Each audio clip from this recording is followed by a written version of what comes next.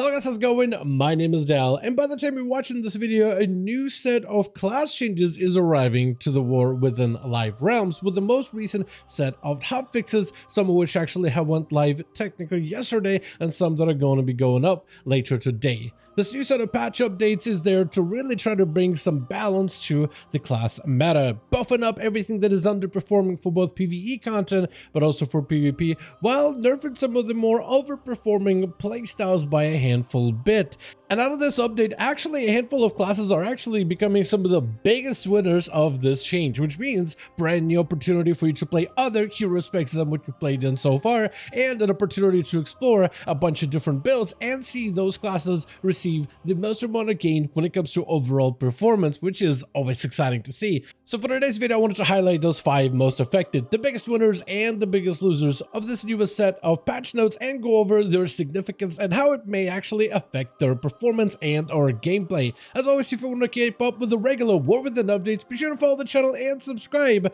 But otherwise, let's dive right in. So the first class is going to get some notable changes is one of my favorites, the Frosty Death Knight, as breath has been nerfed by roughly 10%, which removes breath, not completely, as breath still is going to be one of the more dominant playstyles going forward, but it does give some room and some wiggle capabilities for the Rider of the Apocalypse to shine, as Obliteration and Froststrike have gotten buffed up with this reset. Breath as well as Deathbringer is still going to be a very potent combo going forward, whether you talk about rating or Mythic Plus with its high priority damage. But not every Death Knight likes playing Breath, and as someone who's been playing Death Knight for a while, there is a portion of the community that loves the Breath-based gameplay, and there's nothing wrong with it. It offers something different compared to what Death Knight started with, which was originally the big, rapid machine gun gameplay of Obliteration, where you're trying to build up for the biggest possible obliteration hits back to back. It's just 2 different pieces of gameplay that parts of the community like one and parts of the community like the other. And this time around with this set of changes, they are trying to make the non-breath builds slightly better, which actually sees a rise for the Rider of the Apocalypse, which is now not too far behind the breath build in single target, still a little behind, but now there's like enough differences between the Rider and Deathbringer where there may be some situations for Rider to shine, especially with the ability to mount up on a horse and travel and create so much extra movement speed and cover so much distance very, very quickly. It's a big convenience factor, so now that there's a little bit less of a difference between one and the other build, there might be some opportunity for the Rider to shine. Plus, in AoE content based on early numbers, there may be some potential for Rider to also perform well, whereas Deathbringer breath build is great at that single target and focus priority damage, which is valuable in Mythic Plus. Rider might actually excel in pure AoE content. So if you're looking for more cleave damage, more large AoE damage, Rider may actually be slightly better there specifically, where the overall damage between the two might be a lot closer depending on the dungeon, depending on the difficulty of content you're doing. I don't think Breath Death Knight is going anywhere, but for other Death Knights that don't enjoy Breath, that actually prefer to play with Rider of the Apocalypse, there may be some opportunity for you to shine going forward. Now, another class that's receiving the most amount of benefits with this reset is the class of Mage, specifically the spec of Fire, which has fallen behind when it comes to its single target damage compared to some of the other classes. But with this set of updates, specifically Sun Fury and Frostfire are getting the biggest gains. Sun Fury being a very good default mage spec that generally performs well, and it's kind of like the go-to in most cases. However, finally, for the first time in a long while, Frostfire is on the rise ever since the early debut. During the early alpha and beta of War Within, where it was the go-to playstyle, just fizzled out completely by the time the expansion released, and I'm so glad to see Frostfire making a big return. The whole playstyle is really fun, the instant cast capability of the Frostfire bolt and the Frostfire empowerments, plus the way that interacted with some of the other procs and dropping down big comet storms on top of meteors and some of that synergy, I personally always enjoyed. So Now Frostfire looks like it might actually be 11% better than Sun Fury in pure single target. And I'm a big fan of this build coming back up. There was a lot of fun to be had with the talents and how you could construct a very instant casting build that prioritized movement while still delivered on plenty of single target and spread burst damage. And it looks like Frostfire might be the play going forward, and definitely a playstyle worth giving a go from here on out though. And hopefully with this, Fire Mage does find itself a better spot and better footing compared to the counterparts of Mage like the Arcane and the Frostspec, which have become fairly popular choices so far, but hopefully Fire will be on the rise with this set of adjustments and with this set of newer changes. Though for Mages, 2 specs are getting buffed up. Not only is the Fire Frostfire playstyle, but also is the Frostfire playstyle just by a little, with the Frostfire getting a little bit better single target representation, though spell single will likely be your go-to in pure AoE content. However, with Frostfire also rising for Frost Mages as well, there may be some nuance and some talents that might help swing Frostfire somewhere to be at least better cleave playstyle, since it replaces your Frostbolt with a Frostfire Bolt, an empowered version of the ability with a lot of components that interact with it. And there's talents that buff up Frostbolt for Frost Mages specifically that also will interact with the capstone ability or the keystone talent, keystone ability of the Frostfire, such as a Death Chill combination, maybe together with Fractured Frost and the cleave capabilities of that playstyle. So maybe there will be some credence in some kind of like a single target cleave build for Frost, something to experiment for sure, but it looks like Frostfire is making a pretty big comeback so far for the class of Mage in general. From there on, we do have the class of Rogue, which is another class that's actually one of the bigger winners of this entire set of changes, where it looks like Subtlety is actually going to be switching its hero spec from primarily a Trickster-based playstyles to one that of a Deathstalker, which has been a popular pick for Assassination, but some way somehow Deathstalker did not find a popularity with Subtlety Rogue, even though part of its main capstone ability is to buff up the damage of your Eviscerate, not only making it 100% critical chance, not only making it 100% chance to critical strike after you consume all of your Deathstalker's mark, but also causing that Eviscerate to deal 60% additional damage and to reapply Stalker's mark on the target. So you would thought that maybe for Subtlety, this would allow him to get some of the biggest, most satisfied Eviscerates ever, but Trickster turned out to be a better option, a more universal option, one that is generally workable for all types of environments, and it still has that flexibility, but they're really trying to amp up Deathstalker. Most of its damage buffs though are to the plague damage and the plague counterparts of this, so majority of the damage you're going to see for this type of gameplay is some of those passive elements that are going to add you more damage, but a significant amount enough to make Deathstalker actually work. And that's where the biggest contribution comes from,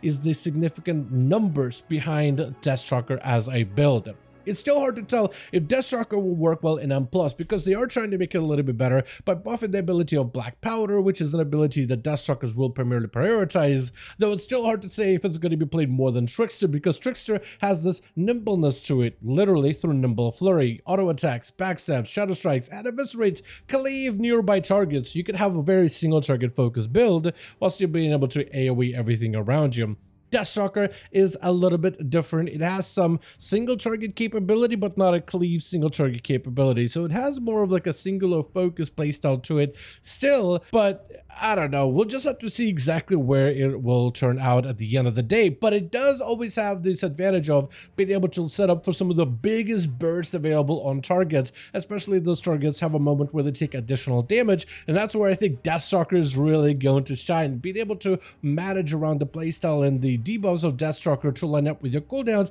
is going to take a little bit of time. It's going to be a song and dance of its own, but I still think it's going to be something fun, like incredibly fun to experiment with, because the amount of damage you might be able to achieve during those high key burst moments might be satisfying enough to really allow Deathstalker and Subtlety to finally properly synergize. Now, another spec that's receiving some tuning technically is the Windwalker Monk, which are getting some buffs. They're just not as significant as a lot of players would like. So it's technically are making gains, but they're still going to be probably somewhere middle of the package, which is not exactly what you want to hear. However, monks and the class tuning so far has been a little bit weird because the gap between the highest performers and lowest performers hasn't been nearly as wide, and this does bring the gap of it a little bit closer between monks and the other classes. So monks are actually being put a little closer to everybody else, which is a good thing on its own and shouldn't be underestimated. The type of buffs that monks are receiving, from the buffs to Fist of Fury damage to the blackout kick damage, as well as some of the talents that function off of blackout kick, to even Flurry of the Wind, which is going to probably see a lot of play in Mythic Plus. All of those things are still very, very, very good to see overall though. And as much as I would want to see Windwalkers finally for like once in their lifetime in Mythic Plus at the very least, because I don't remember if when's the last time they were really that strong, but I would really personally would love to see them shine and be as good as Frost Death Knights just for a little bit, just for like a month of the season or something like that. But at least their numbers are becoming much, much better and more noticeable, and the spec should be able to carry its own weight within Mythic Plus content and not fall behind everybody else nearly as much. There are some buffs also to the Conduit of Celestials. However, right now, even though the buffs are a little better in very key situations, usually very, very short fights, so you can get the most amount of value out of your Celestial Conduit really early on, even then, it's still not super recommended, so Shadowpan most likely will still be your go-to going forward. However, Windwalkers as Shadowpan are still going to be notably stronger as of this update, and out of all the classes, they are the melee that are making probably one of the bigger gains so far, besides maybe like Subtlety Rogues for instance. And while we've been talking about the biggest winners of this update, we do have one big loser, but it does also mean there's a couple of winners this time around, with Protection Paladin receiving quite a notable nerf this time around. And while it does nerf Protection Paladin, in a way, it kind of like buffs all of the other tanks, if you want to think of it like that, which is significant. Like, other tanks should be a little bit more comparable to how strong in the popularity of Protection Paladin, because Pallies are losing about 5% damage in single target, but also about 10% in AoE, which is significant, which I'm a little bit worried about, because in most cases when it comes to buffs and nerfs, I actually personally would prefer for them to buff up all of the other classes that are behind rather than nerf the class that is ahead. But probably are quite a bit ahead though. Like, even if you compare them against other classes in some of the, let's say, Mythic Plus content that's accessible by every single class in spec, like something everybody is tuned to be able to do, like a +10 at the very bare minimum difficulty,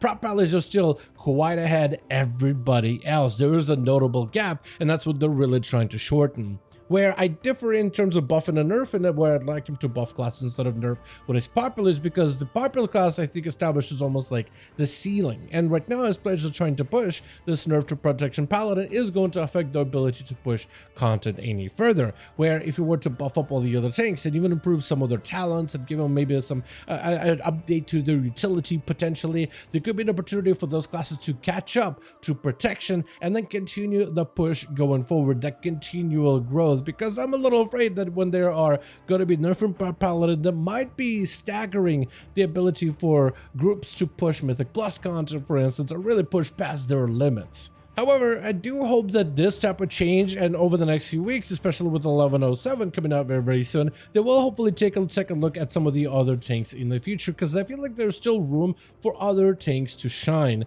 They just need a little bit more tuning or like a talent adjustment here and there to allow them to be a bit more competitive to Prod, because I don't think Prod is going anywhere. Technically, other tanks do have the ability to pull ahead right now, or at least see if they can catch up to Protection Paladin more than anything, but Prop Paladin still has a lot of utility that it brings to the group, from the infinite amount of silences, which makes them very good against so many caster enemies within Mythic Plus dungeons. The amount of utility they bring allows them to pair well with the Disc Priest, which is a very, very potent choice right now, and the amount of group capability and even the burst damage, and just over the amount of defense they bring to other party members with Blessing of Protection or even Spell Warden also gives them an edge above other tanks. And overall, I just think it makes Protection Paladin good